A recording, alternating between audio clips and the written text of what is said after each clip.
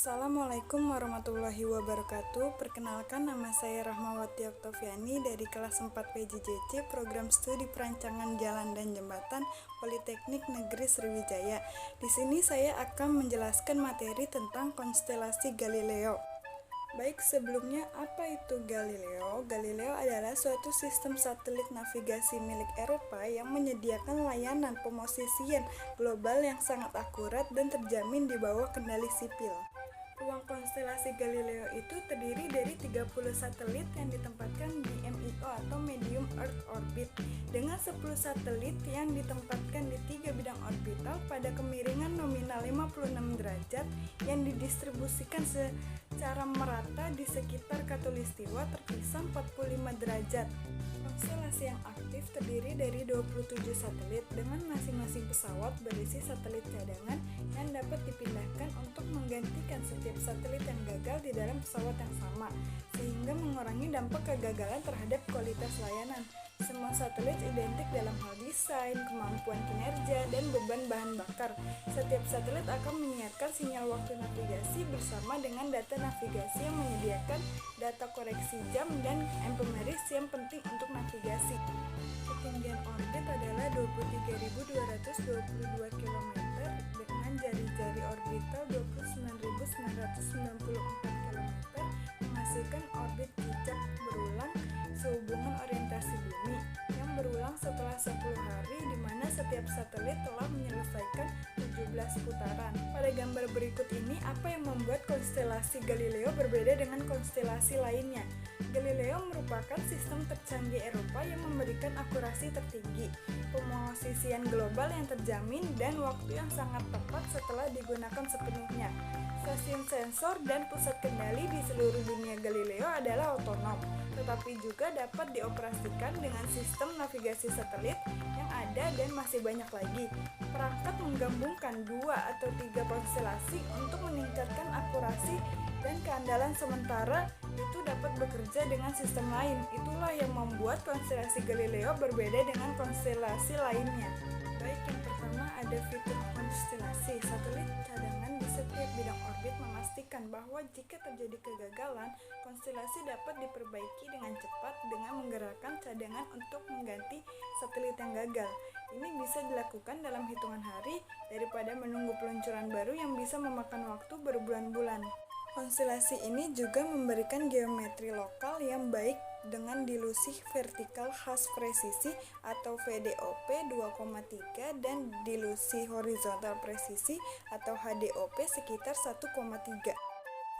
Yang kedua ada satelit Galileo.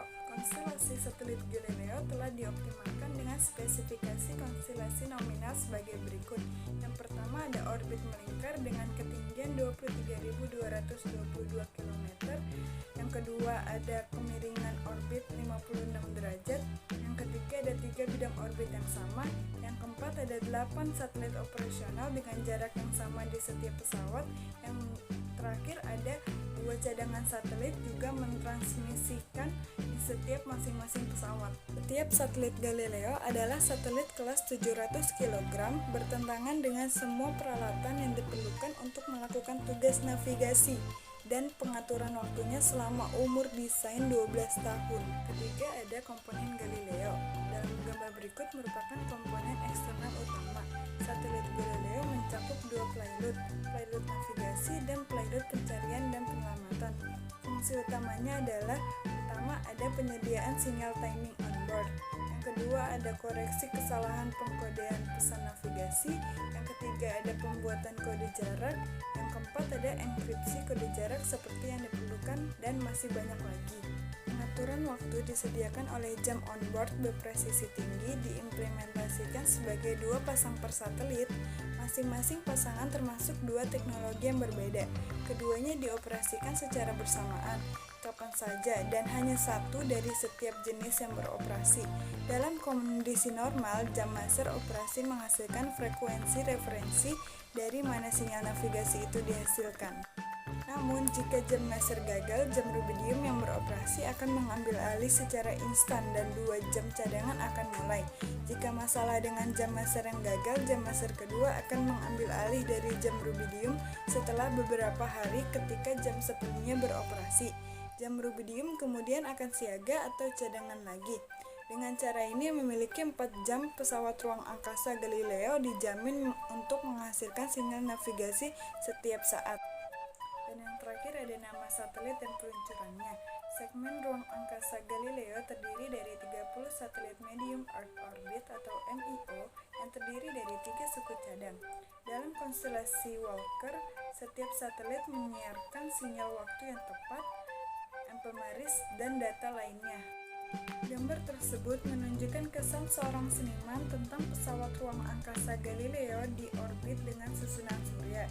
Wahana antariksa itu berputar pada poros yang menunjuk ke bumi sehingga permukaan datar susunan surya selalu menghadap matahari untuk mengumpulkan energi matahari maksimum.